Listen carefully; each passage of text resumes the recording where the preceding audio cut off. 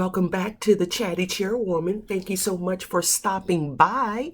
Don't forget, before you exit, hit the like button and the subscribe button and the notification button so that you'll know when I posted another video. As always, I am so appreciative of you stopping by and taking a break to come to the boardroom to talk gossip, culture, pop, the latest news, and to hear and share views. So we are talking about Married at First Sight, and you know how I feel. Noy and Steve, boring, boring, boring. But it seems like it's going to heat up on the next episode. But anyway, so they continue to go through their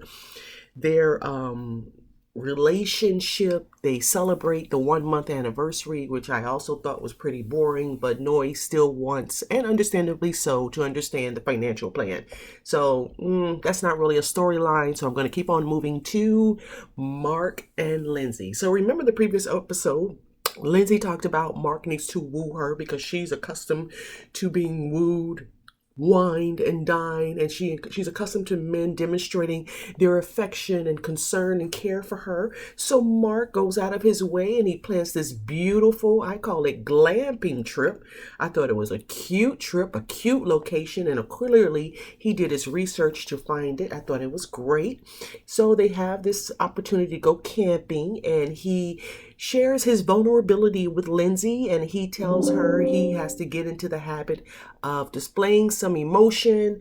And remember now, because Mark is the one in his family that kind of keeps everything moving, he is not accustomed to relying on others or people doing nice gestures for them. And believe it or not, a lot of people play that role where they are the family protector, planner, executor. So when someone comes into their lives that kind of shows them that, hey, I can help you lift some of your challenges and help you take your life to the next level, they don't really know how to respond. So, and like I said before, I like Lindsay in that regard, and he did admit that he has to be more vulnerable and open up to her. But I think that he tried his best in this episode. I loved what he did. He bought her those gemstones that she thought about buying. He bought them for her. That means he was listening. So we all know the great keys to any wonderful marriage is communication and listening to your partner and their desires. So he really scored some big points for me. I don't think Mark is an exciting guy. That's why I said he needs Lindsay. She'll bring him out of his shell, and hopefully she can figure out how to filter her words, because she's old enough. She understands that she's off the charts a lot of times. Not sometimes, but a lot of times. And if you are someone who's laid back and very mindful of how people respond, then her doing that is not attractive. And that would be the deal killer for him on decision day. So I love that they had that wonderful month anniversary at the campsite. It was great. It was a great effort by Mark. Really showed that he cared. Loved it. So hopefully he's really caring and he's not doing it for TV to come off as this loving, thoughtful man, but he's actually in. We will certainly see as things move forward. I gotta pause here. Boy, this is really something. So Jasmina and Michael, really was impressed with Michael. Really thought that his 1 month anniversary celebration was the best that I've ever seen on Married at First Sight. I couldn't believe it. The thoughtfulness, the planning, the details. He scored a lot of points, which says that he is capable of love and relationship, and he put the time into it. And the biggest and is what? Jasmina actually appreciated it, and she was impressed. Wow. So that goes to show you he knew what she was excited about, and how they always talked about the wedding day was the best time ever. So how he captured that moment for both of them and took them back to where they got married, the wonderful dinner, and how they set their vials again. It was a great moment. And he impressed Jasmina. So we all know Jasmina, the teacher, the critic, can never be impressed by Michael, right? Because Michael is not at her level, right? Michael is a burden to her. Michael must be chastised and criticized. Oh my gosh. But for one moment, Jasmina was kind, receptive. I could not believe it. But is it a little too late? I mean, they've wasted a whole month of 60 days, so we will have to see. I know even though he tried his best, they danced, they laughed, they had some real fun for the first time.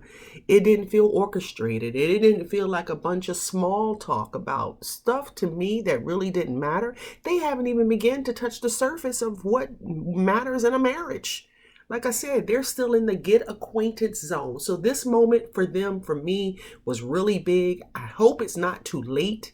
We can see from the previews for the next episode that both of them believe that they're not going to say yes on decision day because they really haven't grown to love each other. And Jasmina said that the romance is not there. So, and even Michael admitted he would say no on decision day. But I thought that reflection of their wedding day was a great time for them to just enjoy the process. They've been so busy evaluating each other, they haven't even let their guard down. And it's something because individually they're beautiful people, right? But collectively they're horrible. How can that be? So really want to see how this pans out. Kudos to Mike. He really upped his game, scored a lot of points for me. I was so impressed when you compare what the other guys did. Steve gave her a leopard outfit. I was like, okay. And then Mark taking her camping. Great event. And then having Michael recreate what they both thought was one of the best moments of their marriage. Loved it. So, okay. Man, Katina and Olajuwon. Wow. What's going on? Olajuwon is a powder keg. Wow, he's so critical. It's like he's looking for a problem in the marriage. Because I think he cares for her more than he's willing to admit. And maybe part of it is fear. But what a turnoff. And I'm really concerned for her because he's so aggressive and loud and disrespectful. So they started off right. They were gelling in the early part of the episode, get on the bus ride, and they show where he is looking at her phone and he looks upset. But the thing about it all, for him to sit at the table with the couples and want to share a bomb like that in front of everyone, he was waiting to throw her under the bus. Huge red flag.